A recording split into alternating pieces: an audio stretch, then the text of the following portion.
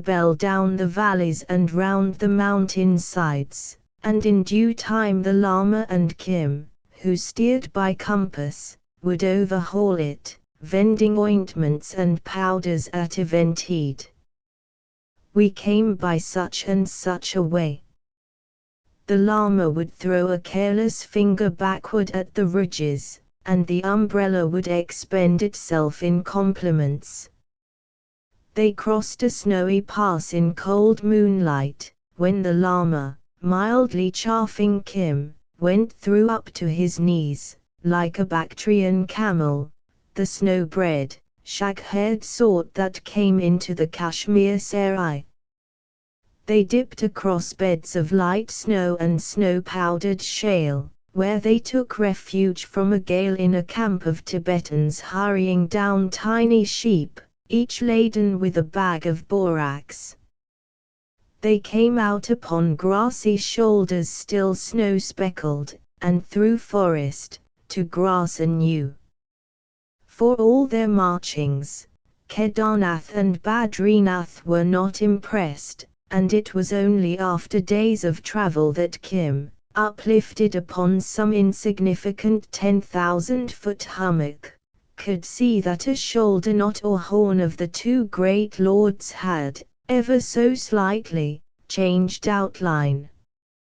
At last they entered a world within a world, a valley of leagues where the high hills were fashioned of a mere rubble and refuse from off the knees of the mountains. Here one day's march carried them no farther, it seemed, than a dreamer's clogged pace bears him in a nightmare. They skirted a shoulder painfully for hours, and, behold, it was but an outlying boss in an outlying buttress of the main pile. A rounded meadow revealed itself, when they had reached it, for a vast tableland running far into the valley.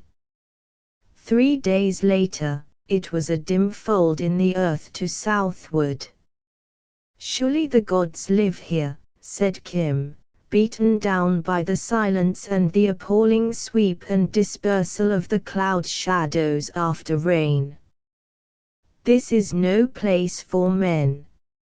"Long and long ago," said the Lama, as to himself, "it was asked of the Lord whether the world were everlasting. On this the Excellent One returned no answer. When I was in Ceylon, a wise seeker confirmed that from the Gospel which is written in Pali. Certainly, since we know the way to freedom, the question were unprofitable, but, look, and no illusion, Chela. These are the true hills. They are like my hills by such Zen. Never were such hills. Above them, still enormously above them, earth towered away towards the snow line, where from east to west across hundreds of miles, ruled as with a ruler, the last of the bold birches stopped. Above that, in scarps and blocks upheaved, the rocks strove to fight their heads above the white smother. Above these again, changeless since the world's beginning, but changing to every mood of sun and cloud, lay out the eternal snow. They could see blots and blurs on its face where storm and wandering Valiwa got up to dance. Below them, as they stood, the forest slid away in a sheet of blue-green for mile upon mile.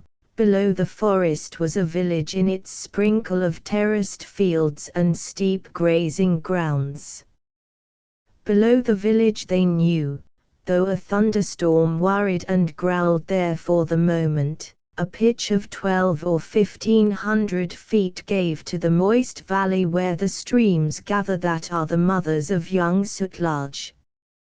As usual, the Lama had led Kim by cow track and by road, far from the main route along which Hari Babu, that fearful man, had bucketed 3 days before through a storm to which 9 Englishmen out of 10 would have given full right of way. Harry was no game shot. The snick of a trigger made him change color, but, as he himself would have said, he was fairly efficient stalker, and he had raked the huge valley with a pair of cheap binoculars to some purpose. Moreover, the white of worn canvas tents against green carries far. Hari Babu had seen all he wanted to see when he sat on the threshing floor of Ziglot, 20 miles away as the eagle flies, and 40 by road, that is to say, 2 small dots which one day were just below the snow line, and the next had moved downward perhaps 6 inches on the hillside. Once cleaned out and set to the work, his fat bare legs could cover a surprising amount of ground, and this was the reason why, while Kim and the llama lay in a leaky hut at Ziglot till the storm should be overpast, an oily, wet, but always smiling Bengali, talking the best of English with the vilest of phrases, was ingratiating himself with 2 sodden and rather rheumatic foreigners. He had arrived, revolving many wild schemes, on the heels of a thunderstorm which had split a pine over against their camp, and so convinced a dozen or 2 forcibly impressed baggage coolies the day was inauspicious for farther travel that with one accord they had thrown down their loads and jibbed. They were subjects of a hill Raja who farmed out their services, as is the custom, for his private gain, and, to add to their personal distresses, the strange sahibs had already threatened them with rifles. The most of them knew rifles and sahibs of old. They were trackers and shikaris of the northern valleys, keen after bear and wild goat, but they had never been thus treated in their lives. So the forest took them to her bosom, and, for all oaths and clamour, refused to restore. There was no need to feign madness, or the Babu had thought of another means of securing a welcome. He wrung out his wet clothes, slipped on his patent leather shoes, opened the blue and white umbrella, and with mincing gait and a heart beating against his tonsils appeared as agent for His Royal Highness, the Raja of Rampa. Gentlemen, what can I do for you, please? The gentlemen were delighted. One was visibly French, the other Russian, but they spoke English not much inferior to the Babus. They begged his kind offices. Their native servants had gone sick at Leh. They had hurried on because they were anxious to bring the spoils of the chase to Simla ere the skins grew moth-eaten. They bore a general letter of introduction. The Babu salaamed to it orientally, to all government officials.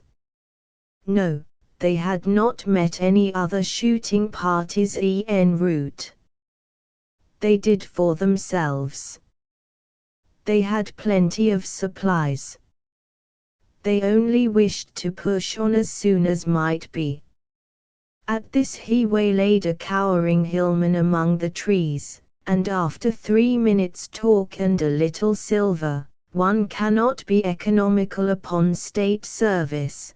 Though Hari's heart bled at the waist, the 11 coolies and the 3 hangers-on reappeared. At least the Babu would be a witness to their oppression. My royal master, he will be much annoyed, but these people are only common people and grossly ignorant. If your honours will kindly overlook unfortunate affair, I shall be much pleased. In a little while rain will stop and we can then proceed. You have been shooting, eh? That is fine performance. He skipped nimbly from one kilter to the next, making pretense to adjust each conical basket. The Englishman is not, as a rule, familiar with the Asiatic, but he would not strike across the wrist a kindly Babu who had accidentally upset a kilter with a red oilskin top. On the other hand, he would not press drink upon a Babu were he never so friendly, nor would he invite him to meat. The strangers did all these things, and asked many questions, about women mostly, to which Hari returned gay and unstudied answers. They gave him a glass of whitish fluid like to gin, and then more, and in a little time his gravity departed from him. He became thickly treasonous, and spoke in terms of sweeping indecency of a government which had forced upon him a white man's education and neglected to supply him with a white man's salary. He babbled tales of oppression and wrong till the tears ran down his cheeks for the miseries of his land. Then he staggered off, singing love songs of Lower Bengal, and collapsed upon a wet tree trunk. Never was so unfortunate a product of English rule in India more unhappily thrust upon aliens. They are all just of that pattern, said one sportsman to the other in French. When we get into India proper thou wilt see. I should like to visit his Raja. One might speak the good word there. It is possible that he has heard of us and wishes to signify his goodwill. We have not time. We must get into Simla as soon as may be, his companion replied. For my own part, I wish our reports had been sent back from Hilas, or even Leh. The English post is better and safer. Remember we are given all facilities, and name of God, they give them to us too. Is it unbelievable stupidity? It is pride that deserves and will receive punishment. Yes. To fight a fellow continental in our game is something. There is a risk attached, but these people, bah! It is too easy. Pride, all pride, my friend. Now what the deuce is good of Chandernagore being so close to Calcutta and all, said Hari, snoring open-mouthed on the sodden moss, if I cannot understand their French? They talk so particularly fast. It would have been much better to cut their beastly throats. When he presented himself again he was racked with a headache, penitent, and volubly afraid that in his drunkenness he might have been indiscreet. He loved the British government, it was the source of all prosperity and honour, and his master at Rampa held the very same opinion. Upon this the men began to deride him and to quote past words, till step by step, with deprecating smirks, oily grins, and leers of infinite cunning, the poor Babu was beaten out of his defences and forced to speak truth. When Lurgan was told the tale later, he mourned aloud that he could not have been in the place of the stubborn, inattentive coolies, who with grass mats over their heads and the raindrops puddling in their footprints, waited on the weather. All the sahibs of their acquaintance, rough-clad men joyously returning year after year to their chosen gullies, had servants and cooks and orderlies, very often hillmen. These sahibs travelled without any retinue. Therefore they were poor sahibs, and ignorant, for no sahib in his senses would follow a Bengali's advice. But the Bengali, appearing from somewhere, had given them money, and could make shift with their dialect. Used to comprehensive ill-treatment from their own color, they suspected a trap somewhere, and stood by to run if occasion offered. Then through the new washed air, steaming with delicious earth smells, the Babu led the way down the slopes, walking ahead of the coolies in pride, walking behind the foreigners in humility. His thoughts were many and various. The least of them would have interested his companions beyond words. But he was an agreeable guide, ever keen to point out the beauties of his royal master's domain. He peopled the hills with anything Thev had a mind to slay, the ibex, or markhor, and bear by Alicia's allowance. He discoursed of botany and ethnology with unimpeachable inaccuracy, and his store of local legends. He had been a trusted agent of the state for 15 years, remember, was inexhaustible. "Decidedly this fellow is an original," said the taller of the two foreigners. "He is like the nightmare of a Viennese courier.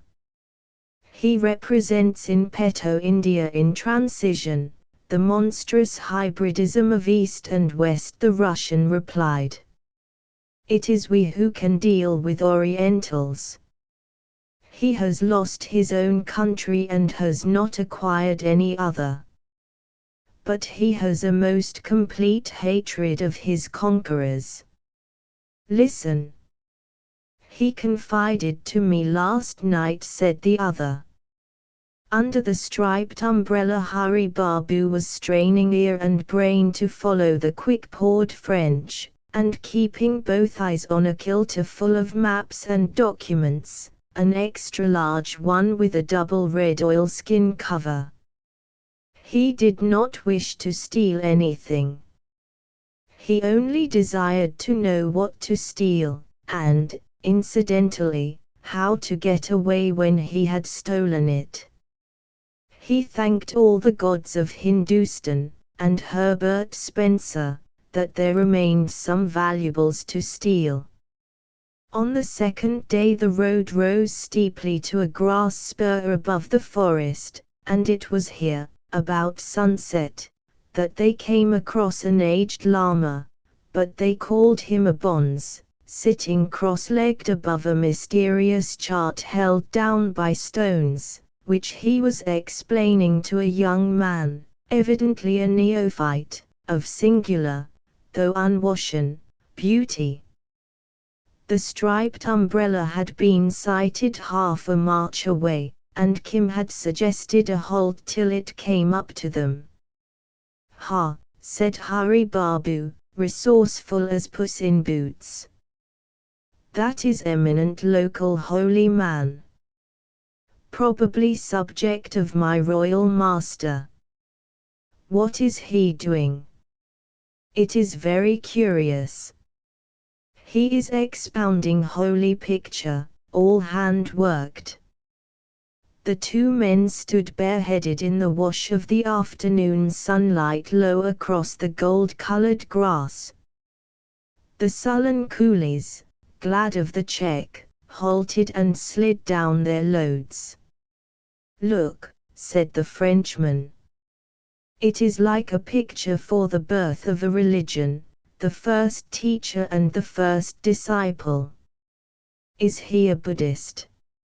"Of some debased kind," the other answered. "There are no true Buddhists among the hills. But look at the folds of the drapery. Look at his eyes, how insolent.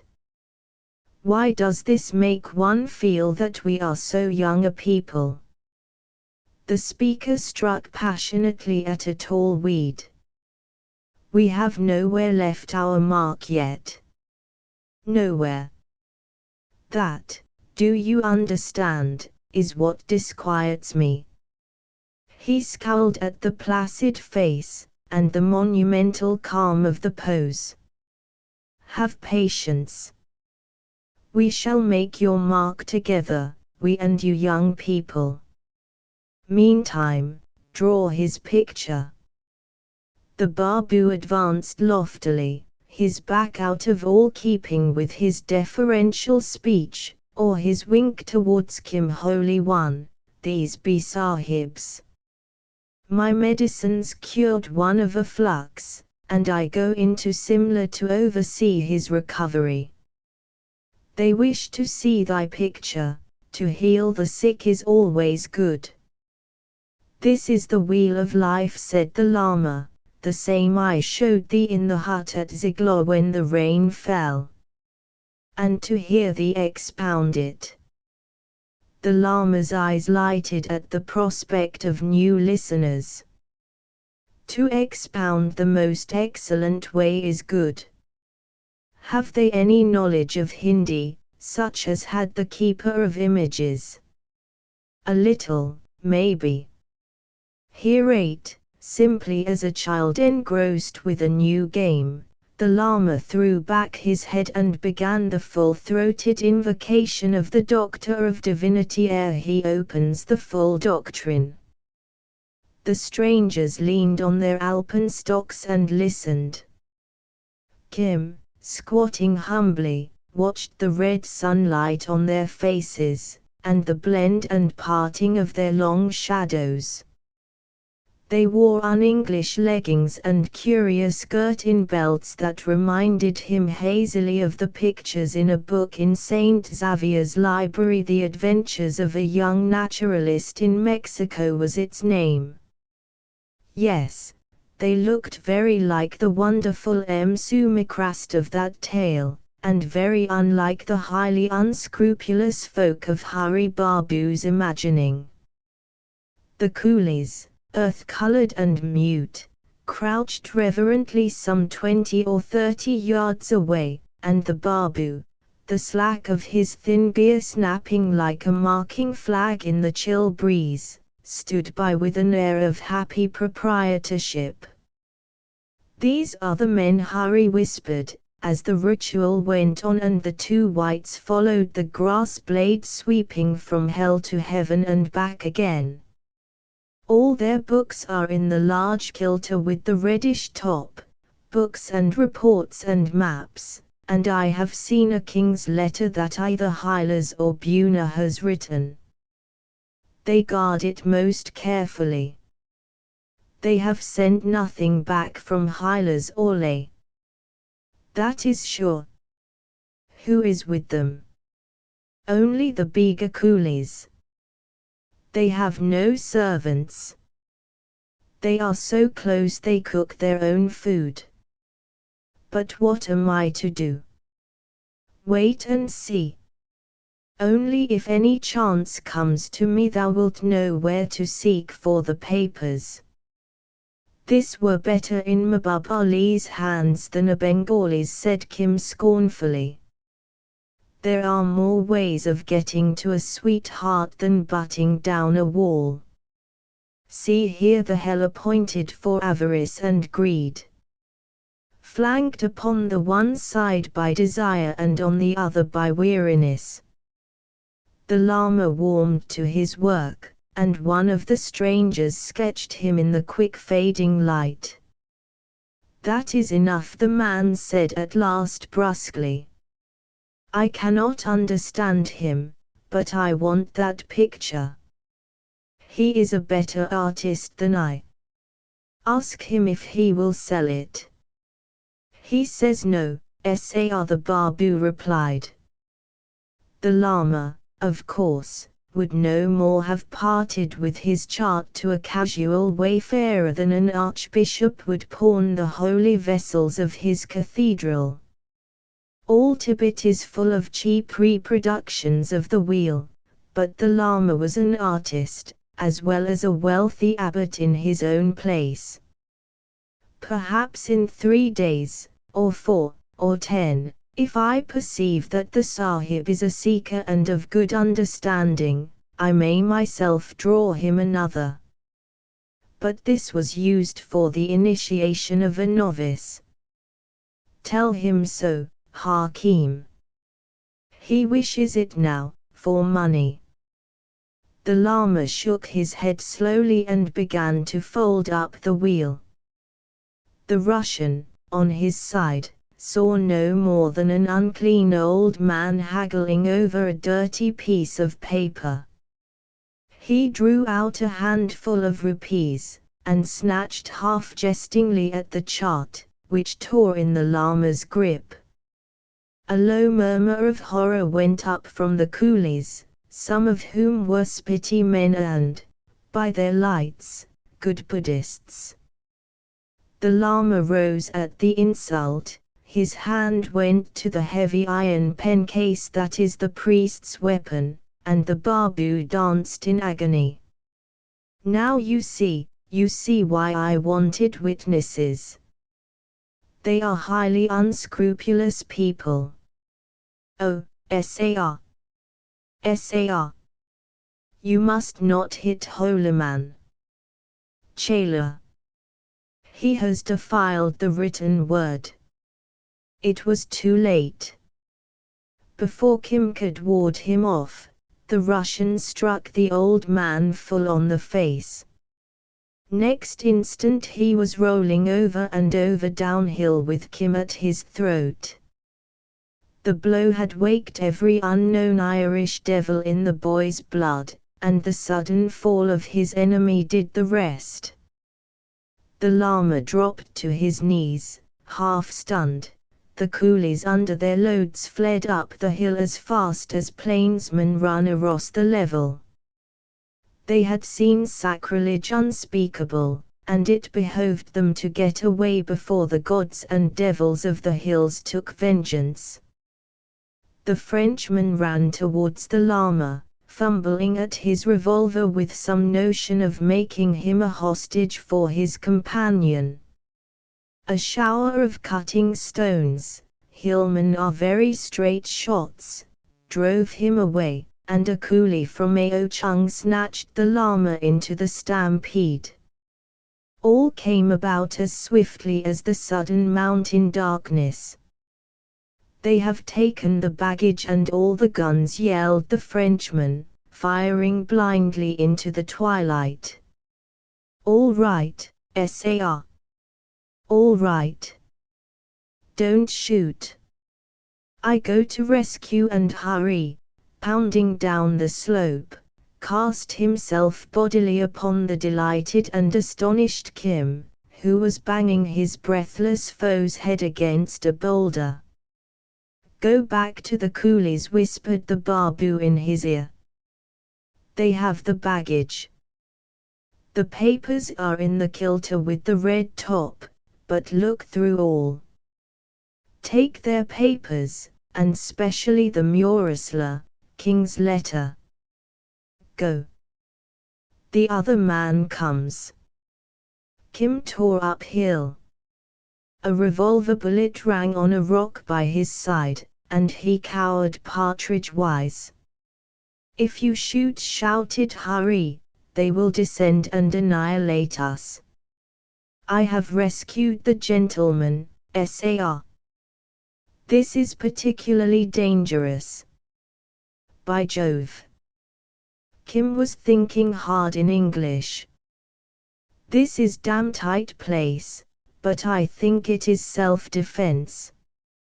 He felt in his bosom for Mabub's gift, and uncertainly, save for a few practice shots in the Bikaner desert, he had never used the little gun, pulled the trigger. What did I say, Sar? The Babu seemed to be in tears. Come down here and assist to resuscitate. We are all up a tree, I tell you. The shots ceased. There was a sound of stumbling feet, and Kim hurried upward through the gloom, swearing like a cat, or a country bred.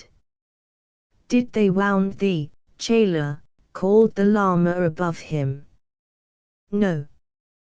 And thou? He dived into a clump of stunted firs. Unhurt. Come away. We go with these folk to Shamla under the snow. But not before we have done justice, a voice cried. I have got the Sahib's guns, all four. Let us go down. He struck the Holy One, we saw it. Our cattle will be barren, our wives will cease to bear. The snows will slide upon us as we go home. Atop of all other oppression too. The little fur clump filled with clamoring coolies, panic-stricken, and in their terror capable of anything. The man from Ao Chung clicked the breech bolt of his gun impatiently, and made as to go downhill. Wait a little, Holy One, they cannot go far. Wait till I return, said he. It is this person who has suffered wrong, said the Lama, his hand over his brow. For that very reason, was the reply. If this person overlooks it, your hands are clean. Moreover, ye acquire merit by obedience. Wait, and we will all go to Shamla together, the man insisted. For a moment, for just so long as it needs to stuff a cartridge into a breech loader, the Lama hesitated. Then he rose to his feet, and laid a finger on the man's shoulder. Hast thou heard? I say there shall be no killing, I who was abbot of such Zen. Is it any lust of thine to be reborn as a rat, or a snake under the eaves, a worm in the belly of the most mean beast? Is it thy wish to? The man from Ao Chung fell to his knees, for the voice boomed like a Tibetan devil gong. Ari, Ari, cried the spitty men. Do not curse us, do not curse him. It was but his zeal, Holy One. Put down the rifle, fool. Anger on anger. Evil on evil. There will be no killing. Let the priest-beaters go in bondage to their own acts. Just and sure is the wheel, swerving not a hair. They will be born many times, in torment. His head drooped, and he leaned heavily on Kim's shoulder. I have come near to great evil, Jailer, he whispered in that dead hush under the pines. I was tempted to lose the bullet, and truly, in Tibet there would have been a heavy and a slow death for them. He struck me across the face, upon the flesh, he slid to the ground, breathing heavily, and Kim could hear the overdriven heart bump and check. Have they hurt him to the death? Said the Ao Chung man, while the others stood mute. Kim knelt over the body in deadly fear. Nay, he cried passionately, this is only a weakness. Then he remembered that he was a white man, with a white man's camp fittings at his service. Open the kiltars. The Sahibs may have a medicine. Aho! Then I know it, said the Ao Chung man with a laugh. Not for 5 years was I Yankling Sahib's shikari without knowing that medicine. I too have tasted it. Behold! He drew from his breast a bottle of cheap whiskey, such as is sold to explorers at Leh, and cleverly forced a little between the Lama's teeth. So I did when Yankling Sahib twisted his foot beyond Astia. Aha! I have already looked into their baskets, but we will make fair division at Shamla. Give him a little more. It is good medicine. Feel. His heart goes better now. Lay his head down and rub a little on the chest. If he had waited quietly while I accounted for the sahibs, this would never have come. But perhaps the sahibs may chase us here. Then it would not be wrong to shoot them with their own guns. One is paid, I think, already, said Kim between his teeth. I kicked him in the groin as we went downhill. Would I had killed him. It is well to be brave when one does not live in Rampa, said one whose hut lay within a few miles of the Raja's rickety palace. If we get a bad name among the sahibs, none will employ us as shikaris any more. Oh, but these are not Angrezi sahibs, not merry-minded men like Fostam sahib or Yankling sahib. They are foreigners, they cannot speak Angrezi as do sahibs. Here the Lama coughed and sat up, groping for the rosary. There shall be no killing, he murmured. Just is the wheel. Evil on evil, nay, Holy One. We are all here. The Ao Chung man timidly patted his feet. Except by thy order, no one shall be slain. Rest a while. We will make a little camp here, and later, as the moon rises, we go to Shamla under the snow. After a blow, said a Spiti man sententiously, it is best to sleep. There is, as it were, a dizziness at the back of my neck, and a pinching in it. Let me lay my head on thy lap, Chela. I am an old man, but not free from passion. We must think of the cause of things. Give him a blanket. We dare not light a fire lest the sahibs see. Better get away to Shamla. None will follow us to Shamla. This was the nervous Rampa man. I have been Fostam Sahib's shikari, and I am Yankling Sahib's shikari. I should have been with Yankling Sahib now but for this cursed Bega, the Corvi. Let 2 men watch below with the guns lest the Sahibs do more foolishness. I shall not leave this Holy One. They sat down a little apart from the Lama, and, after listening a while, passed round a water pipe whose receiver was an old Day and Martin blacking bottle.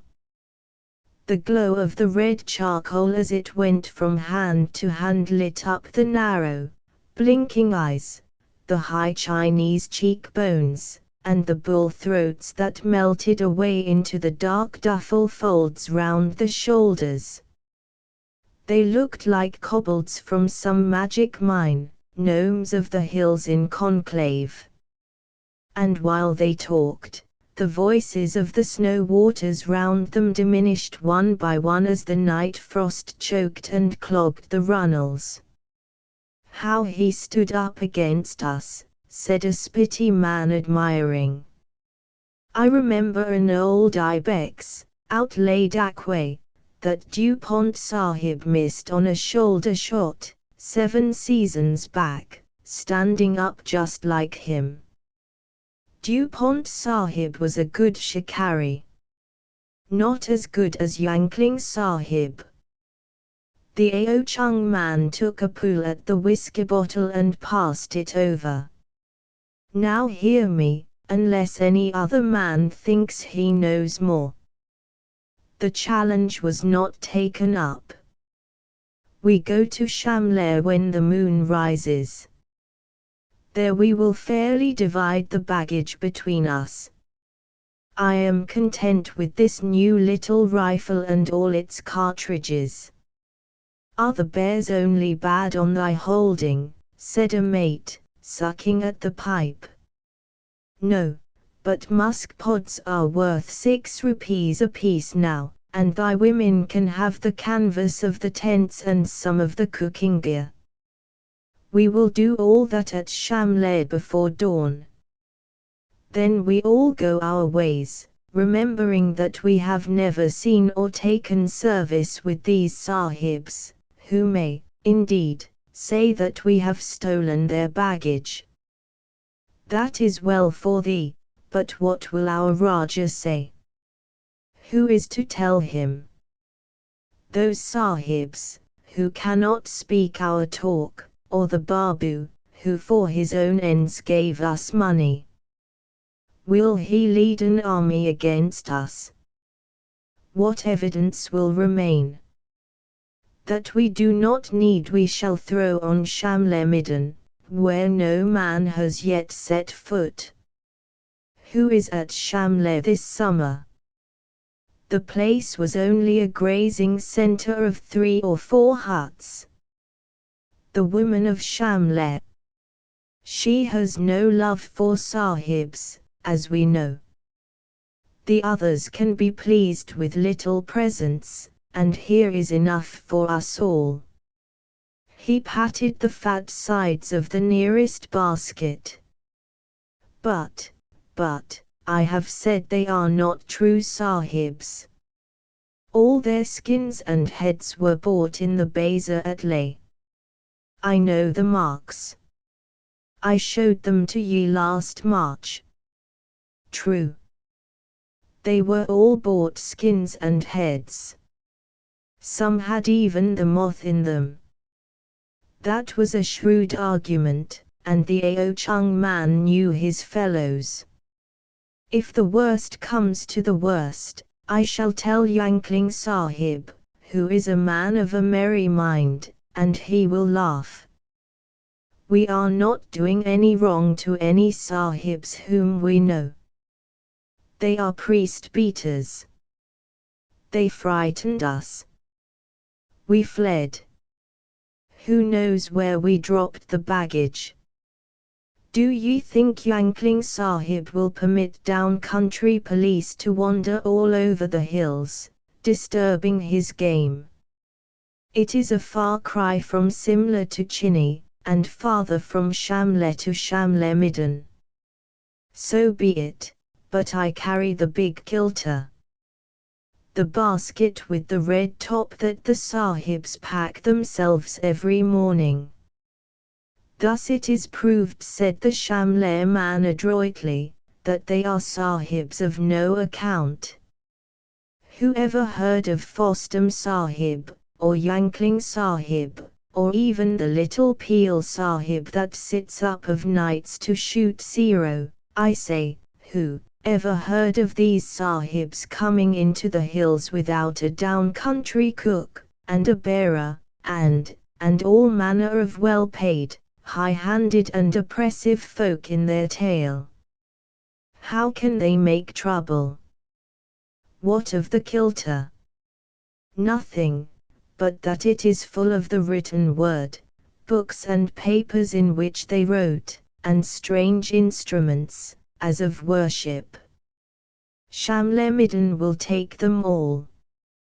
True. But how if we insult the sahib's gods thereby?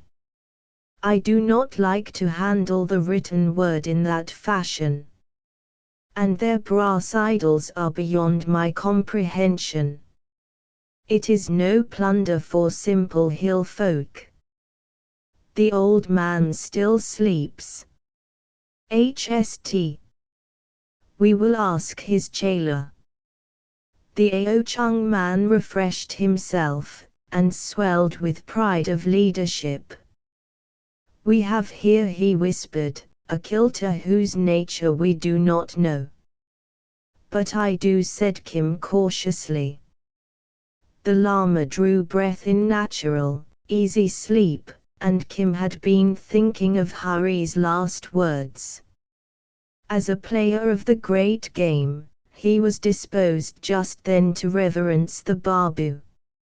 It is a kilter with a red top full of very wonderful things, not to be handled by fools. I said it, cried the bearer of that burden. Thinkest thou it will betray us? Not if it be given to me. I can draw out its magic. Otherwise it will do great harm. A priest always takes his share. Whiskey was demoralizing the Ao Chung man. It is no matter to me, Kim answered, with the craft of his mother country. Share it among you, and see what comes. Not I. I was only jesting. Give the order. There is more than enough for us all. We go our way from Shamla in the dawn. They arranged and rearranged their artless little plans for another hour, while Kim shivered with cold and pride. The humor of the situation tickled the Irish and the Oriental in his soul. Here were the emissaries of the dread power of the North, very possibly as great in their own land as Mabub or Colonel Creighton, suddenly smitten helpless. One of them, he privately knew, would be lame for a time. They had made promises to kings. Tonight they lay out somewhere below him, chartless, foodless, tentless, gunless, except for Hari Babu, guideless. And this collapse of their great game, Kim wondered to whom they would report it. This panicky bolt into the night had come about through no craft of Hari's or contrivance of Kim's, but simply, beautifully, and inevitably as the capture of Mabub's fake were friends by the zealous young policeman at Umballa. They are there, with nothing, and, by Jove, it is cold. I am here with all their things. Oh, they will be angry. I am sorry for Hari Babu. Kim might have saved his pity, for though at that moment the Bengali suffered acutely in the flesh, his soul was puffed and lofty.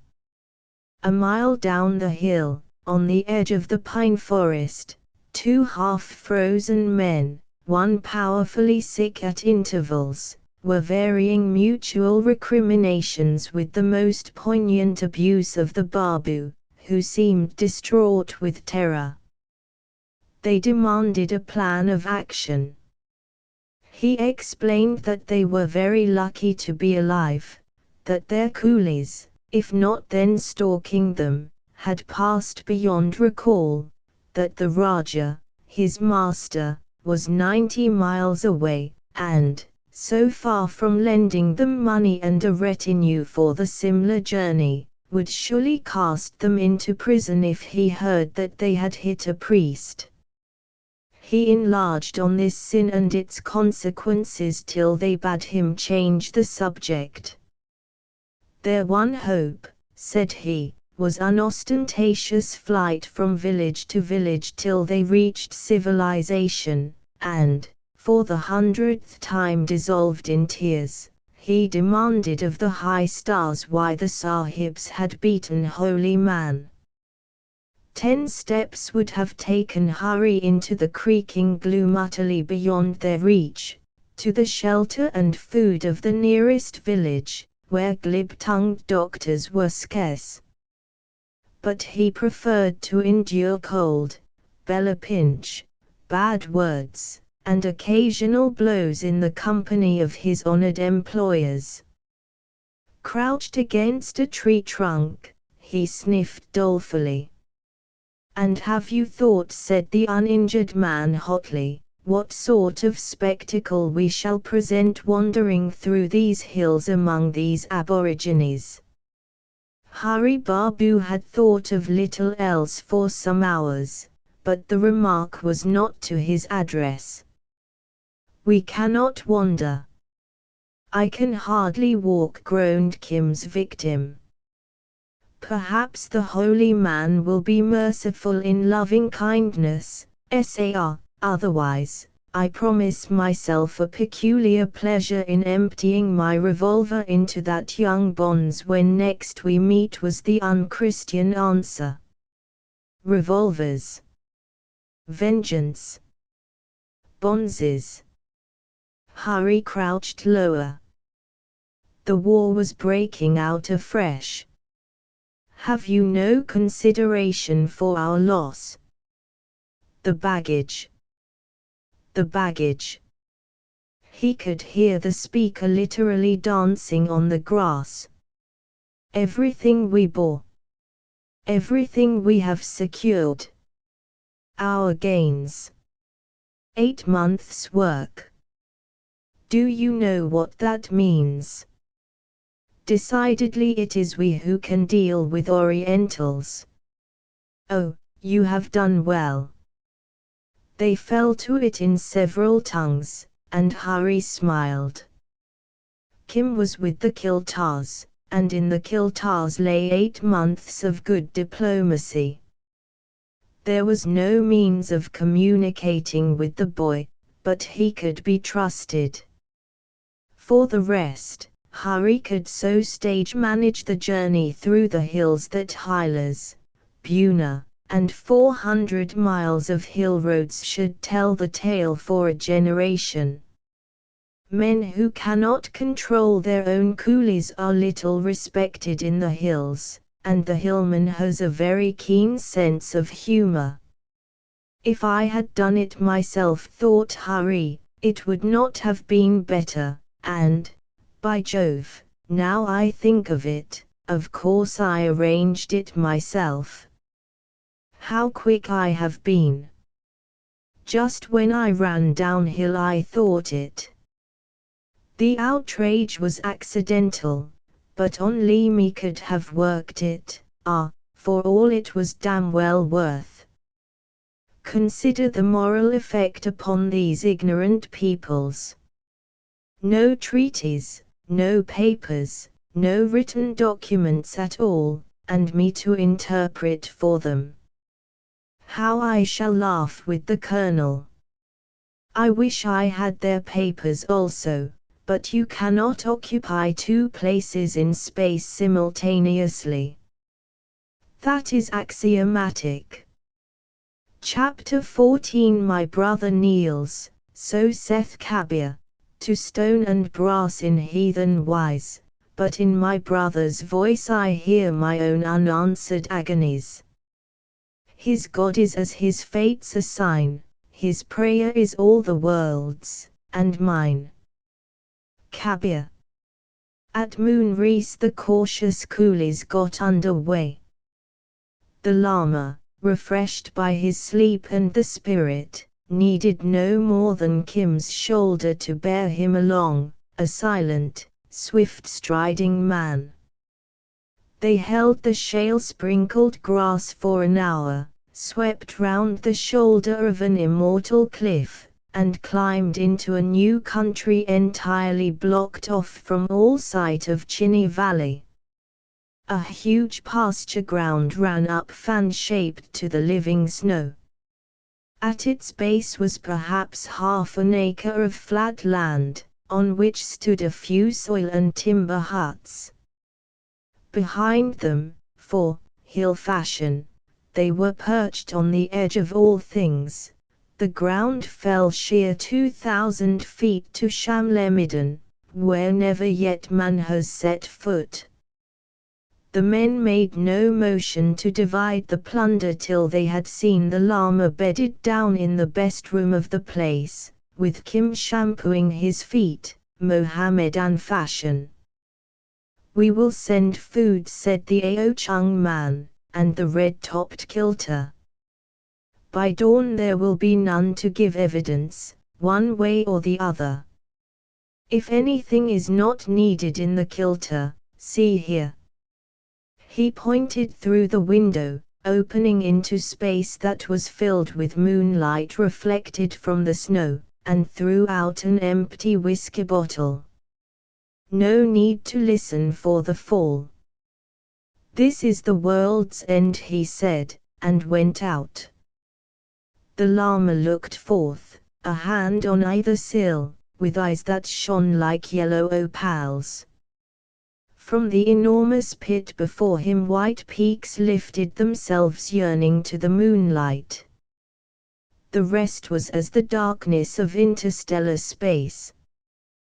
These, he said slowly, are indeed my hills. Thus should a man abide, perched above the world, separated from delights, considering vast matters. Yes, if he has a chela to prepare tea for him, and to fold a blanket for his head, and to chase out calving cows. A smoky lamp burned in a niche, but the full moonlight beat it down, and by the mixed light, stooping above the food bag and cups, Kim moved like a tall ghost. Ari. But now I have let the blood cool, my head still beats and drums, and there is a cord round the back of my neck. No wonder. It was a strong blow. May he who dealt it, but for my own passions there would have been no evil. What evil? Thou hast saved the Sahibs from the death they deserved 100 times. The lesson is not well learnt, Chela. The Lama came to rest on a folded blanket, as Kim went forward with his evening routine. The blow was but a shadow upon a shadow.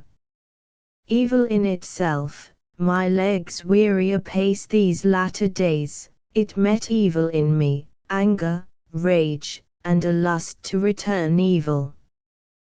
These wrought in my blood, woke tumult in my stomach, and dazzled my ears. Here he drank scalding black tea ceremonially, taking the hot cup from Kim's hand. Had I been passionless, the evil blow would have done only bodily evil, a scar, or a bruise, which is illusion. But my mind was not abstracted, for rushed in straightway a lust to let the spitty men kill. In fighting that lust, my soul was torn and wrenched beyond 1,000 blows. Not till I had repeated the blessings, he meant the Buddhist beatitudes, did I achieve calm. But the evil planted in me by that moment's carelessness works out to its end. Just is the wheel, swerving not a hair. Learn the lesson, Chela. It is too high for me, Kim muttered. I am still all shaken. I am glad I hurt the man. I felt that, sleeping upon thy knees, in the wood below. It disquieted me in my dreams, the evil in thy soul working through to mine. Yet on the other hand, he loosed his rosary, I have acquired merit by saving 2 lives, the lives of those that wronged me.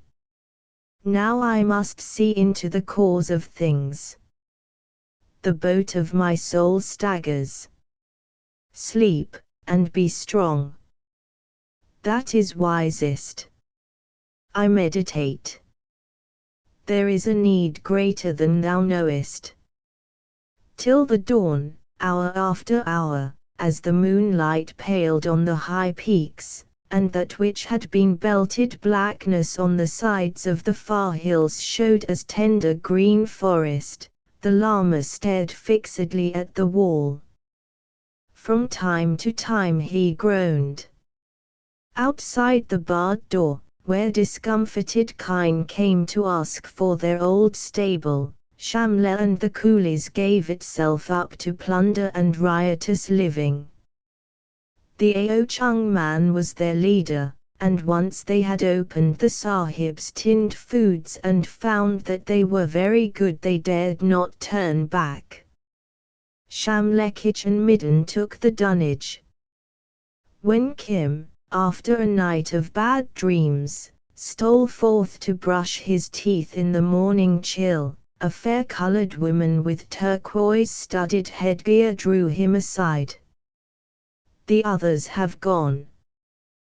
They left thee this kilter as the promise was. I do not love sahibs, but thou wilt make us a charm in return for it. We do not wish little Shamla to get a bad name on account of the accident. I am the woman of Shamla. She looked him over with bold, bright eyes, unlike the usual furtive glance of hill women. Assuredly. But it must be done in secret. She raised the heavy kilter like a toy and slung it into her own hut. Out and bar the door. Let none come near till it is finished, said Kim, but afterwards, we may talk.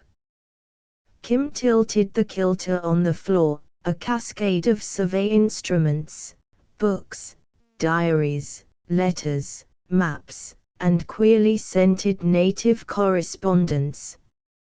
At the very bottom was an embroidered bag covering a sealed, gilded, and illuminated document such as one king sends to another. Kim caught his breath with delight, and reviewed the situation from a sahib's point of view. The books I do not want. Besides, they are logarithms, survey, I suppose. He laid them aside. The letters I do not understand, but Colonel Creighton will. They must all be kept. The maps, they draw better maps than me, of course. All the native letters, aho, and particularly the Murasla.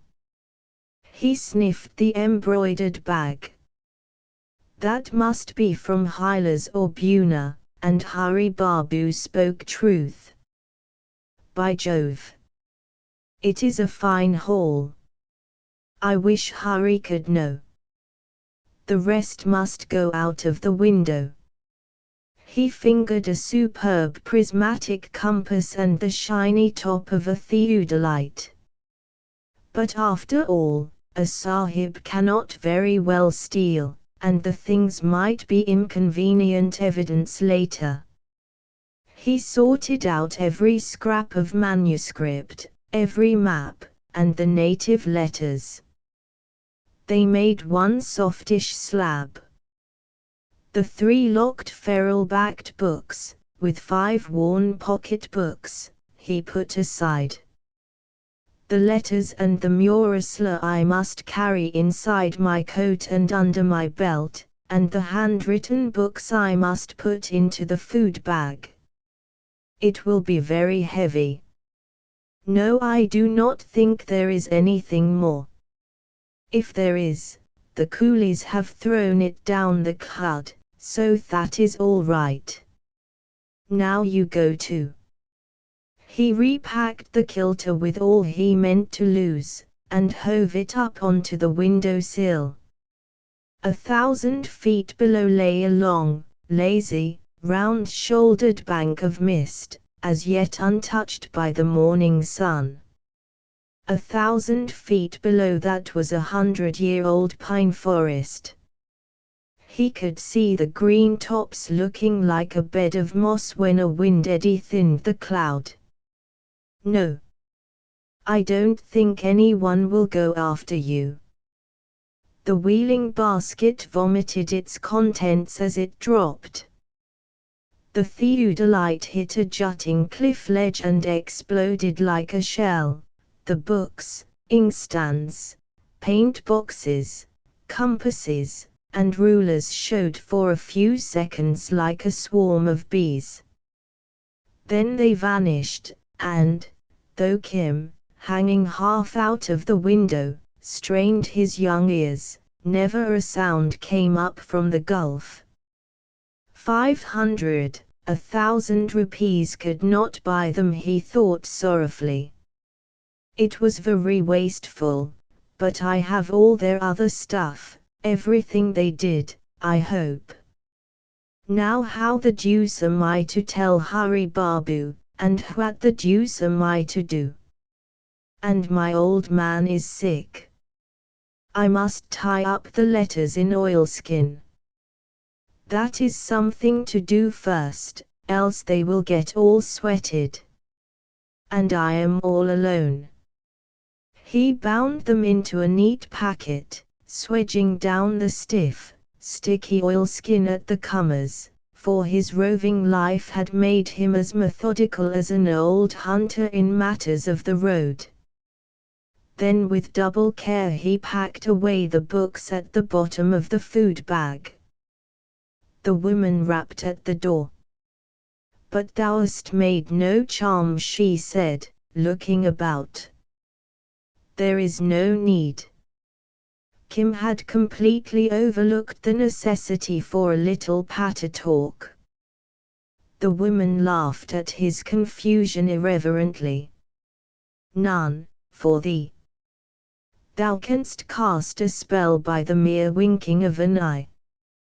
But think of us poor people when thou art gone. They were all too drunk last night to hear a woman. Thou art not drunk. I am a priest." Kim had recovered himself, and, the woman being aught but unlovely, thought best to stand on his office. "I warned them that the Sahibs will be angry and will make an inquisition and a report to the Raja. There is also the Babu with them. Clerks have long tongues. Is that all thy trouble?" The plan rose fully formed in Kim's mind, and he smiled ravishingly.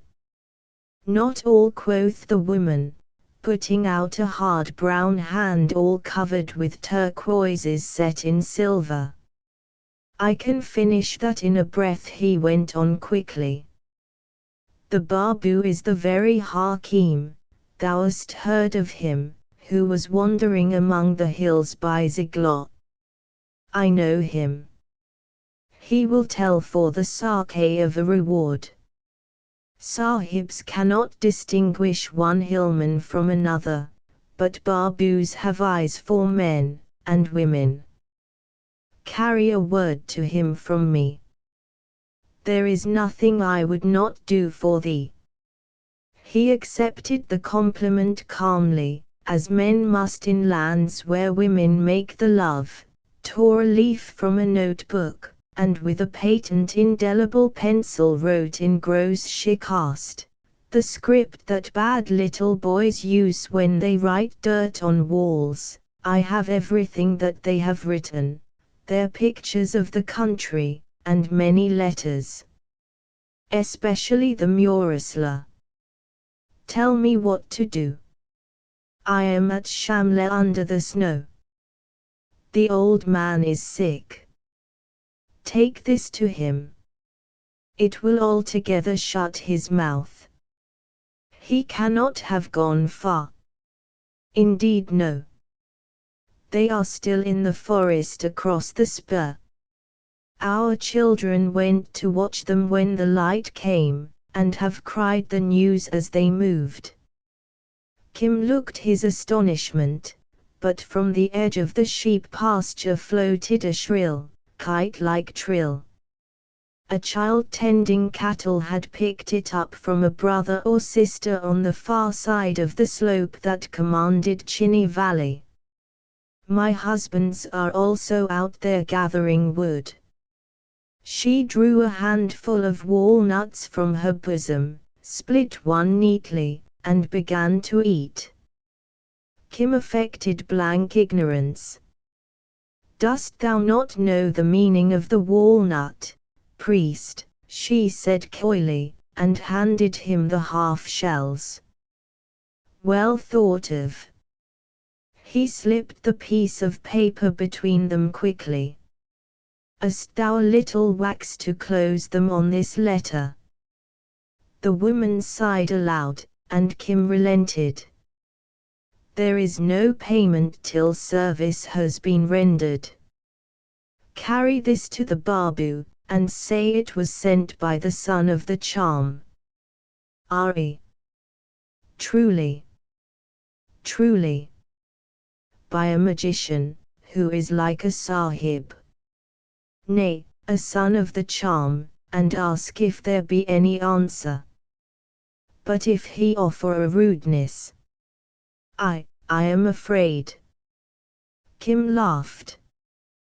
He is, I have no doubt, very tired and very hungry. The hills make cold bedfellows.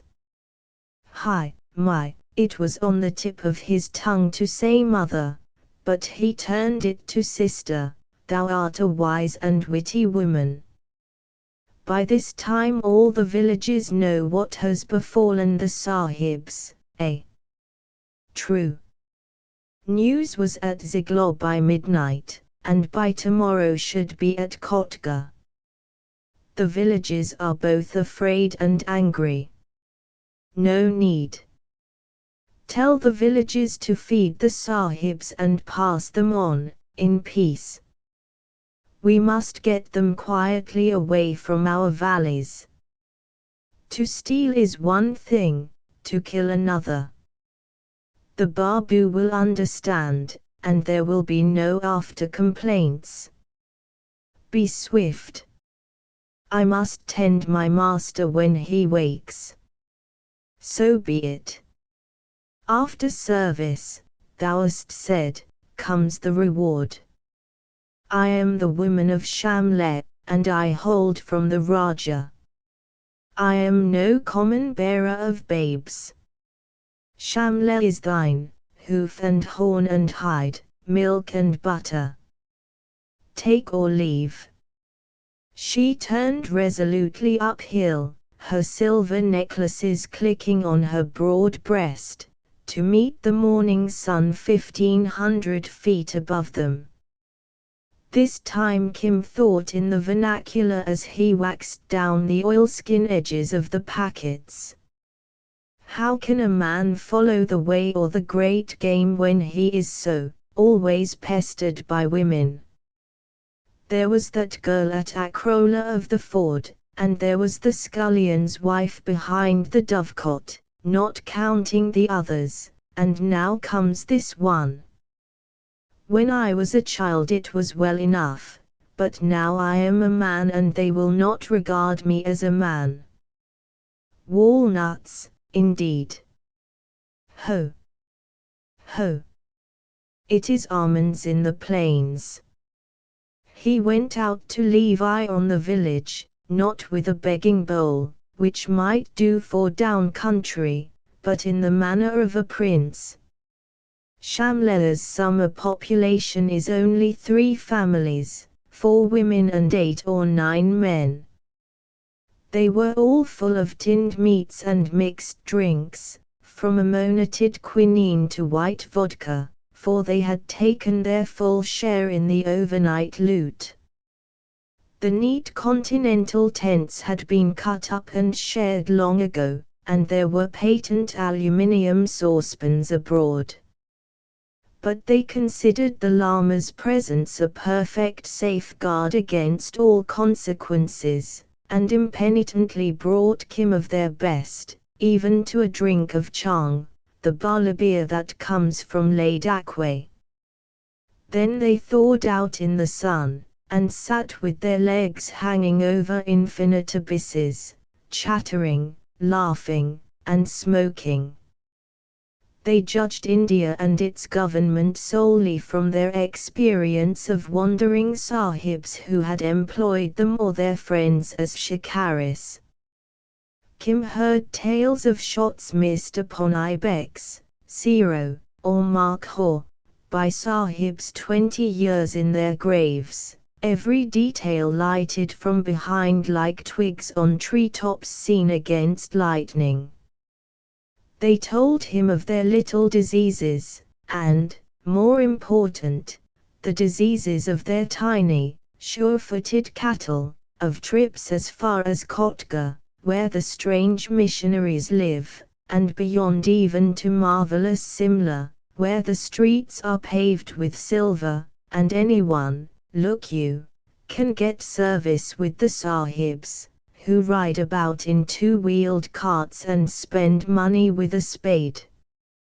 Presently, grave and aloof, walking very heavily. The Lama joined himself to the chatter under the eaves, and they gave him great room. The thin air refreshed him, and he sat on the edge of precipices with the best of them, and, when talk languished, flung pebbles into the void. 30 miles away, as the eagle flies, lay the next range, seamed and channeled and pitted with little patches of brush, forests, each a day's dark march. Behind the village, Shamla Hill itself cut off all view to southward. It was like sitting in a swallow's nest under the eaves of the roof of the world. From time to time the Lama stretched out his hand, and with a little low-voiced prompting would point out the road to Spiti and north across the Perungla. Beyond, where the hills lie thickest, lies Chen. He meant Hanla, the great monastery Tagstanras Chen built it, and of him there runs this tale. Whereupon he told it, a fantastic piled narrative of bewitchment and miracles that set Shamla gasping. Turning west a little, he steered for the green hills of Kulu, and sought Kailan under the glaciers. For thither came I in the old days. From Leh I came, over the Barallakai. Yes, yes, we know it, said the far-faring people of Shamla. And I slept 2 nights with the priests of Kailan. These are the hills of my delight. Shadows blessed above all other shadows. There my eyes opened on this world, there my eyes were opened to this world, there I found enlightenment, and there I girt my loins for my search. Out of the hills I came, the high hills and the strong winds. Oh, just is the wheel. He blessed them in detail, the great glaciers, the naked rocks, the piled moraines and tumbled shale, dry upland, hidden salt lake, age-old timber and fruitful water-shot valley, one after the other, as a dying man blesses his folk, and Kim marveled at his passion. Yes, yes. There is no place like our hills, said the people of Shamla. And they fell to wondering how a man could live in the hot terrible plains where the cattle run as big as elephants, unfit to plow on a hillside, where village touches village, they had heard, for 100 miles, where folk went about stealing in gangs, and what the robbers spared the police carried utterly away. So the still forenoon wore through, and at the end of it Kim's messenger dropped from the steep pasture as unbreathed as when she had set out. I sent a word to the Hakim, Kim explained, while she made reverence. He joined himself to the idolaters. Nay, I remember he did a healing upon one of them. He has acquired merit, though the healed employed his strength for evil. Just is the wheel. What of the Hakim? I feared that thou hadst been bruised and I knew he was wise. Kim took the waxed walnut shell and read in English on the back of his note, your favor received. Cannot get away from present company at present, but shall take them into Simla. After which, hope to rejoin you. Inexpedient to follow angry gentlemen. Return by same road you came, and will overtake. Highly gratified about correspondence due to my forethought. He says, Holy One, that he will escape from the idolaters, and will return to us. Shall we wait a while at Shamla, then? The Lama looked long and lovingly upon the hills and shook his head. That may not be, Chela. From my bones outward I do desire it, but it is forbidden. I have seen the cause of things. Why? When the hills give thee back thy strength day by day. Remember we were weak and fainting down below there in the dune. I became strong to do evil and to forget. A brawler and a swashbuckler upon the hillsides was I. Kim bit back a smile. Just and perfect is the wheel, swerving not a hair. When I was a man, a long time ago, I did pilgrimage to Guru Ch1 among the poplars, he pointed cottonwoods, where they keep the sacred horse. Quiet, be quiet, said Shamle, all around. He speaks of Jamlin Ninkaor, the horse that can go round the world in a day. I speak to my Chela only, said the Lama, in gentle reproof, and they scattered like frost on south eves of a morning. I did not seek truth in those days, but the talk of doctrine. All illusion. I drank the beer and ate the bread of Guru Ch1. Next day one said, we go out to fight Sangagutark down the valley to discover, mark again how lust is tied to anger. Which abbot shall bear rule in the valley and take the profit of the prayers they print at Sangagutark? I went, and we fought a day. But how, Holy One? With our long pen cases as I could have shown. I say, we fought under the poplars, both abbots and all the monks, and one laid open my forehead to the bone. See. He tilted back his cap and showed a puckered silvery scar. Just and perfect is the wheel. Yesterday the scar itched, and after 50 years I recalled how it was dealt and the face of him who dealt it, dwelling a little in illusion. Followed that which thou didst see, strife and stupidity. Just is the wheel. The idolater's blow fell upon the scar. Then I was shaken in my soul was darkened, and the boat of my soul rocked upon the waters of illusion. Not till I came to Shamle could I meditate upon the cause of things, or trace the running grass roots of evil. I strove all the long night. But, Holy One, thou art innocent of all evil. May I be thy sacrifice. Kim was genuinely distressed at the old man's sorrow, and Mahbub Ali's phrase slipped out unawares. In the dawn the Lama went on more gravely, ready rosary clicking between the slow sentences, came enlightenment. It is here. I am an old man, hill-bred, hill-fed, never to sit down among my hills. 3 years I travelled through Hind, but, can earth be stronger than Mother Earth? My stupid body yearned to the hills and the snows of the hills, from below there. I said, and it is true, my search is sure.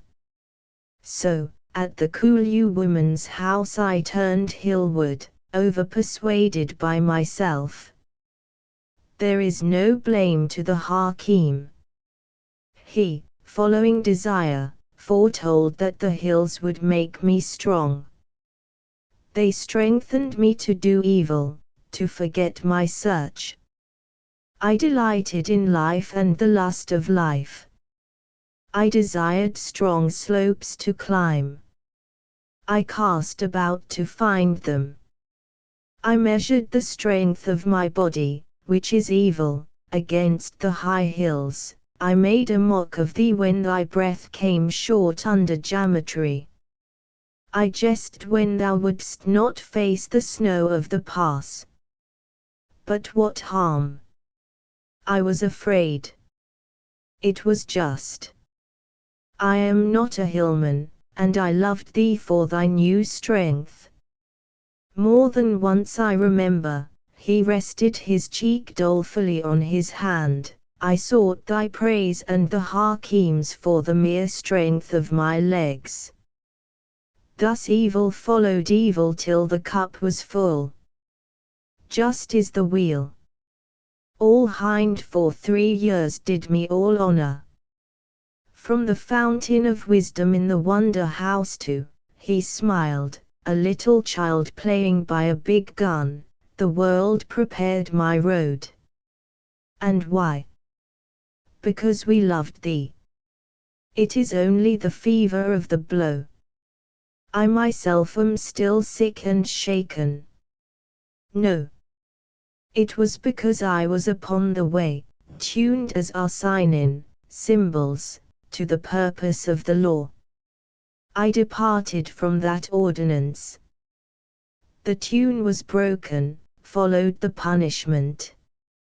In my own hills, on the edge of my own country, in the very place of my evil desire, comes the buffet, here. He touched his brow. As a novice is beaten when he misplaces the cups, so am I beaten, who was abbot of such Zen.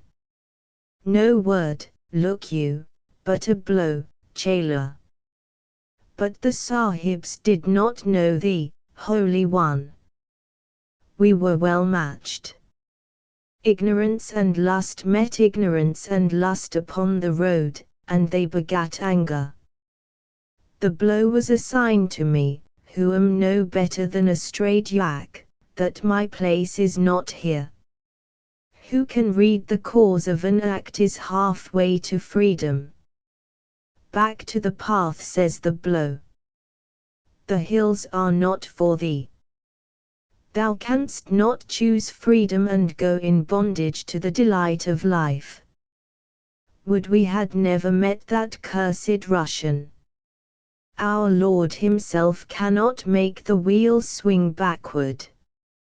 And for my merit that I had acquired I gain yet another sign. He put his hand in his bosom, and drew forth the wheel of life.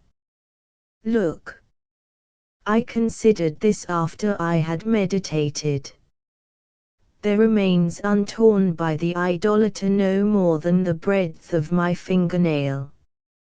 I see.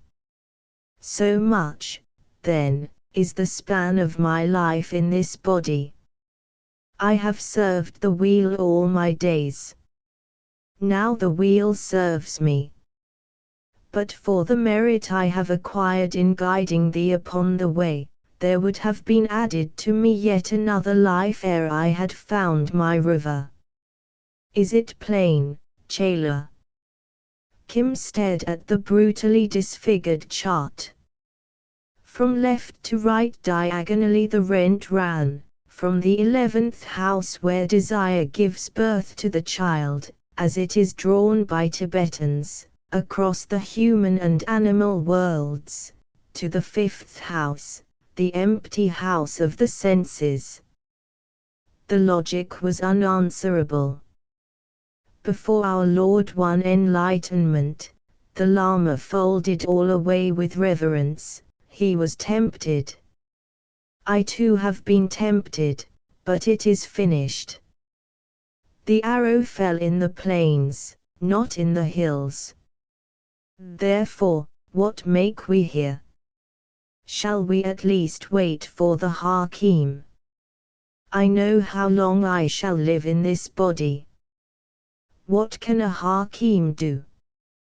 But thou art all sick and shaken. Thou canst not walk. How can I be sick if I see freedom? He rose unsteadily to his feet. Then I must get food from the village. Oh, the weary road. Kim felt that he too needed rest. That is lawful. Let us eat and go. The arrow fell in the plains, but I yielded to desire. Make ready, Chela. Kim turned to the woman with the turquoise headgear who had been idly pitching pebbles over the cliff. She smiled very kindly. I found him like a strayed buffalo in a cornfield, the babu, snorting and sneezing with cold.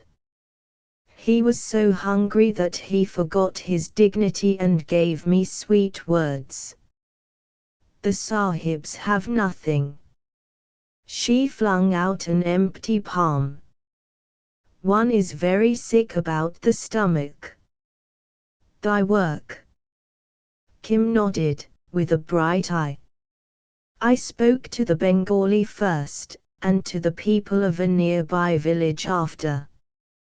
The sahibs will be given food as they need it, nor will the people ask money. The plunder is already distributed. The Babu makes lying speeches to the sahibs. Why does he not leave them? Out of the greatness of his heart. Was never a Bengali yet had one bigger than a dried walnut. But it is no matter. Now as to walnuts. After service comes reward. I have said the village is thine. It is my loss, Kim began. Even now I had planned desirable things in my heart which, there is no need to go through the compliments proper to these occasions. He sighed deeply. But my master, led by a vision, what can old eyes see except a full begging bowl? Turns from this village to the plains again. Bid him stay. Kim shook his head. I know my Holy One, and his rage if he be crossed, he replied impressively. His curses shake the hills. Pity they did not save him from a broken head. I heard that thou wast the tiger-hearted one who smote the sahib. Let him dream a little longer. Stay. Hillwoman, said Kim, with austerity that could not harden the outlines of his young oval face, these matters are too high for thee. The gods be good to us. Since when have men and women